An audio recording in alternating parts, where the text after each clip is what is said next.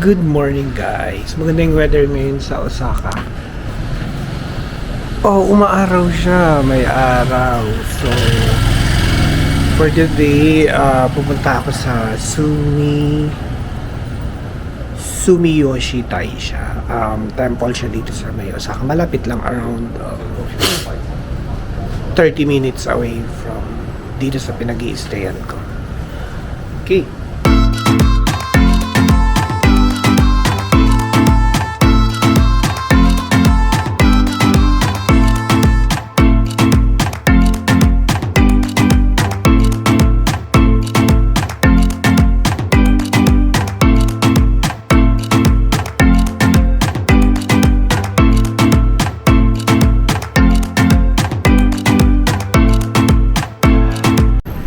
Siyempre, tayo is life pa rin tayo at tumabi muna tayo dahil may dadaan. Ayan.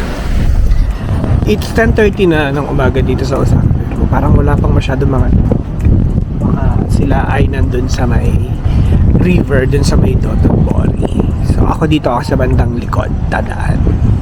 Guys, nandito na ako sa Sumiyoshi Taisha Station. So, ang Sumiyoshi Taisha ay papunta daw dito sa kanan.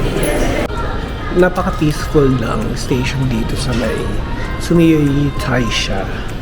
Unlike na sa may Dotonbori. Hindi lang ng tao, tapos parang hindi chaotic. Ayun, ganda. Pagkalabas ng Nankai Sumiyoshi Taisha Station, dito lang siya sa kaliwa. At ayun, kita na yung entrance ng temple.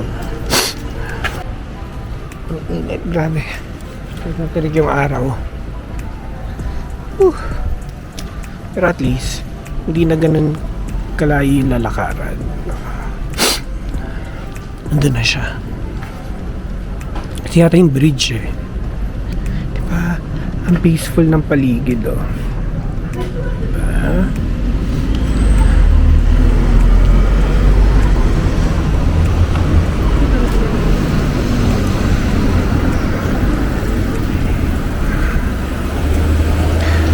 I think, oh wow, may mist. Ganda ng fan. Tapos may, train track. Ayan, oh. Galing ng electric fan, oh, may mist. Ay, init na.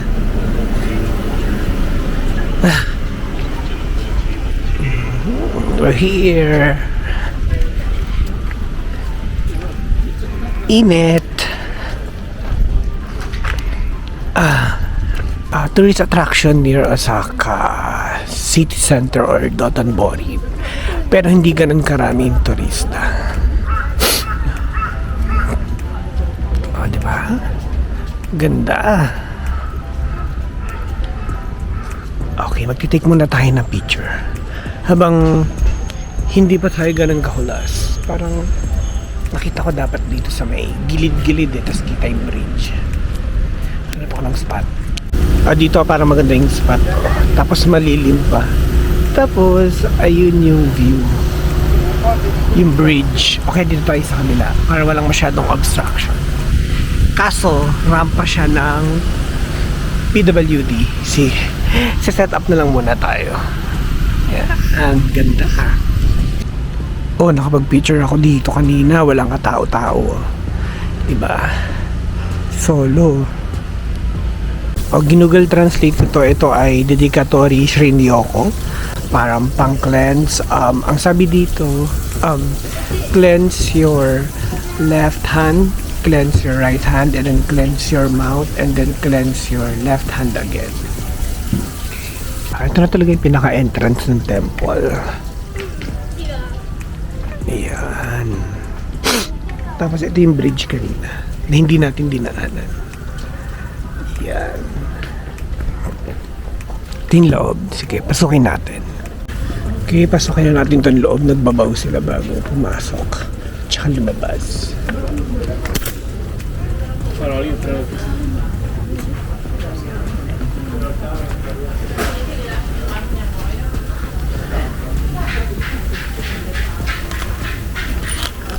Ito yung Parang fortune stick, ganyan. QR translator. Tapos dito, ay ano to? Yan natin. Parang form or letter, ganyan. Tapos ano to? Ay, ang cute, may cat. Hello Kitty yarn. Please do not sit here. Ay, ano kaya to? Lagay. Ay, wow. Tapos si Kitty. Oh. Marami siyang parang mga ganitong temple, na mini temple. Tapos yung lalakaran is pebbles. So.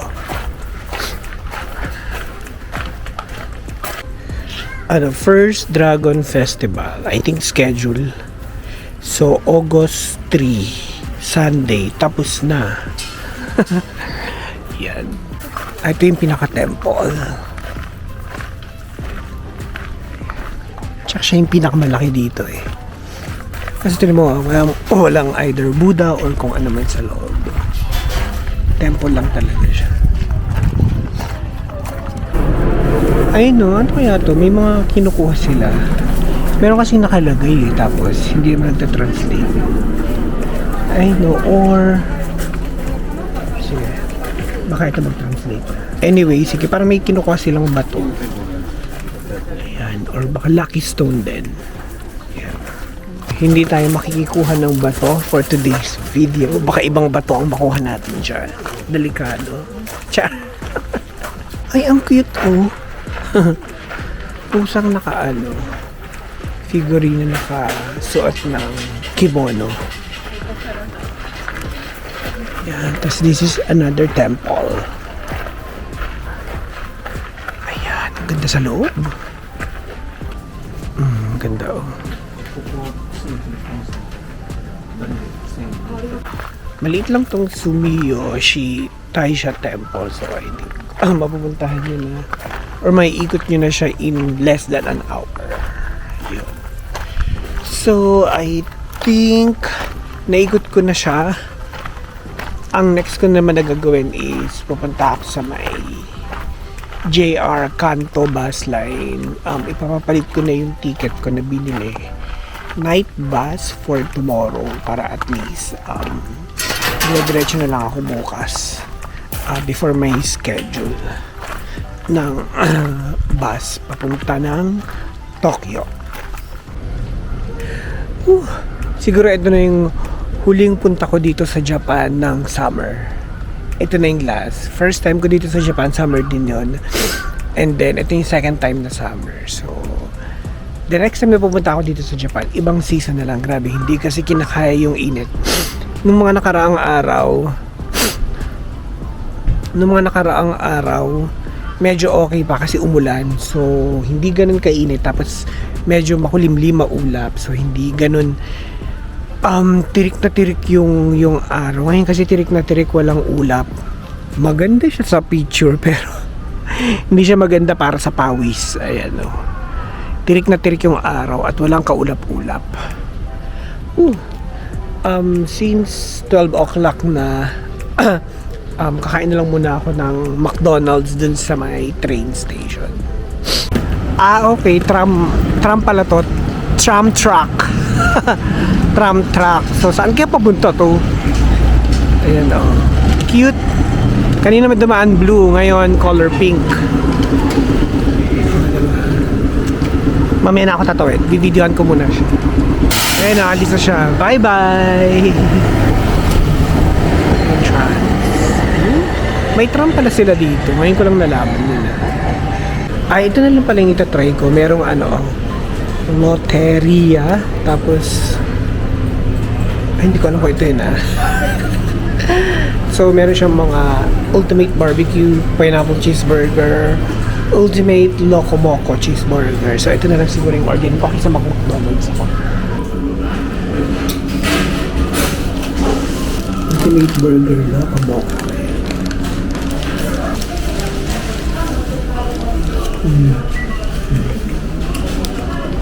Okay, upo muna ako dito. 12:56 pa nakaschedule yung train.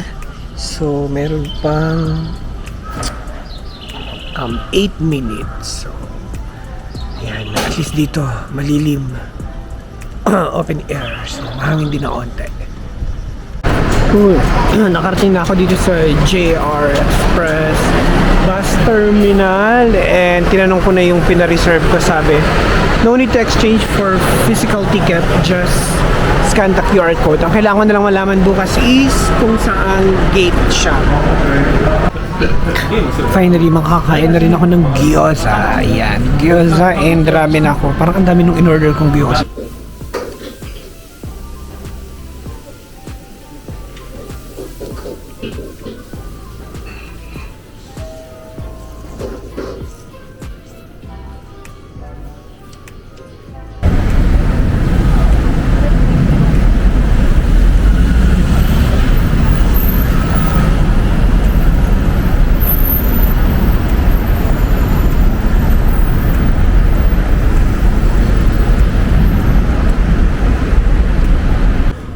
Ohayo gozaimasu. So, check out day ko ngayon. Na-check out na pala ako. Ang gagawin ko na lang is kakain muna ako sa Matsuya and then pupunta ako sa Osaka Museum of Housing and Living. So, indoor yon, at least air condition. Hindi ako pagpapawisan, no? Kaysa yung mamamasyal ako sa outdoor. Yun. Sige. Pwedeng weather ngayon. Sunny. Ayan. Kahapon hindi umulan. So, okay para mamasyal. Okay, ito na yung Matsuya. May go-to restaurant. Char! Okay, beef bowl naman tayo for today's meal. So, may kasama siyang miso soup. This is 430 yen. Woo! Busog-lusog uli. So, si Matsuya nagmahal na nga siya. No? Dating, yung kinain kong gano'n, nasa 270 lang siya. Para mga last year or last year. Pero ngayon nasa 470. Osaka Museum of Housing and Living, 600 yen ang entrance fee ng adult. Kung i-avail nyo rin yung parang may exhibit 1,400 yung entrance fee. So ako, okay na ako dito. Tapos bawal ang mga bag, ganyan. Kailangan ilagay sa coin locker. Oh, ito yung typical na bubong ng mga bahay dito sa Osaka. Actually, kahit sa entire Japan, parang ganito yung bubong ng mga bahay nila. Edo period, Osaka, 1830s. Wow! Oh, ito yung nakita natin kanina sa taas. Ito yung parang mga shop houses ng Osaka. Tapos meron ding mga theater dito. Katulad dito, meron Bathhouse Theater and then meron siyang schedule. Screen time is about 20 minutes. So, ano na ba? It's 10:58. The next screening will be 11:40. Festival decorations. May mga ano to, manok-manok. Ayun o. Rooster. Ay, ano to, typical na laruan ng Japanese. Oh, ganito yung mga kimono nila oh.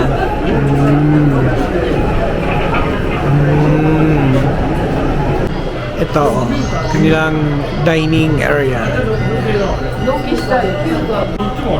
Ang cute to, ito yung kanilang toilet and bath.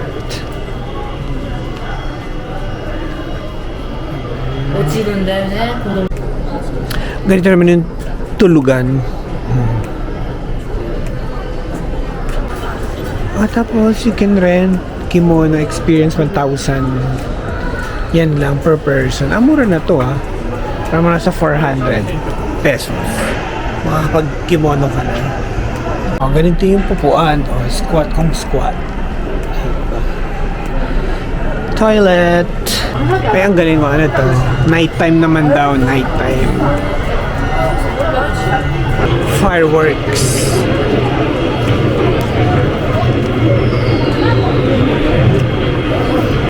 Manood tayo ng bathhouse show nila para kung mag-onsen tayo, alam natin kung paano yung gagawin. Ay, ang galing mo. May ilaw yung floor. Map ng Osaka. おしい今日何しようがやってんねん早起きな上がってしまうやんほんならラジオつけたのかラジオ見ろ Ang galing mo. May ganito. Dito sa museum. Moving ganyan. Tapos na ako din sa Osaka Museum Housing and Living. Ngayon mag-ikot-ikot na lang muna ako dito sa nearby market niya.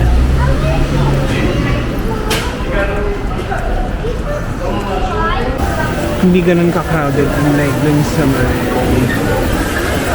Dotonbori, yung Shinsaibashi market. Guys, dito na ako sa bus terminal ng JR Bus Express. So, waiting na lang ako ng schedule ko. 22:20. So, that's 10:20 p.m. It's 7:45 pa lang naman. Ayan o. 19:43. 7:43 p.m. So, may 2 hours pa ako.